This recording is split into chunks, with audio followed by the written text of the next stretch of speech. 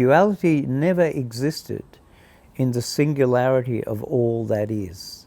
There's one, it was an absolutism, if you like. It was just simply one container of love and knowing before the great division of itself into infinite portions.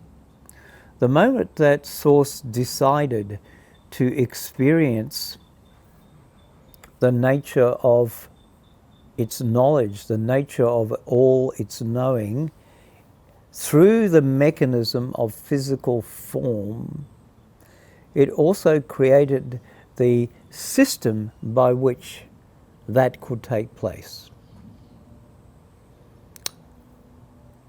And part of that system was a mechanism called duality.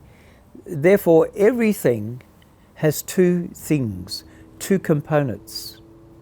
Matter has antimatter. Light has the absence of light. You look up, you look down. So everything is duality. There is an equal and opposite effect to every form in the physical world. So indeed, duality is a necessary part. And let us bring back to if you look at the world in the bigger picture, you'll see that there is generally, if you agree on a consensus observation, that there is mostly fear in many parts of the world. There's fear in people. Your system enables fear. Your politics enables fear.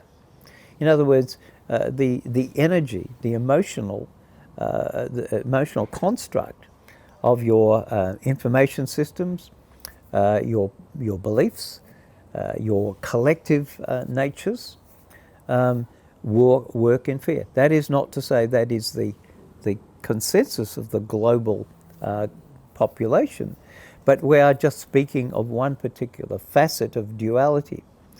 Whilst at the same time you can go to places where they are more positive in their values and their attitudes and their perceptions of life. And therefore in those locations the population are positive, they are more community oriented, and they see their world as a place to thrive and evolve. Whereas in other parts of the world, because of the nature of that coexisting reality, they see that world is one of fear, of survival, of struggle, and everything else. Every facet of the life or lives you come into and choose to experience time and time again, whether in this place or any other place, is simply that you are not the body you are in at the moment.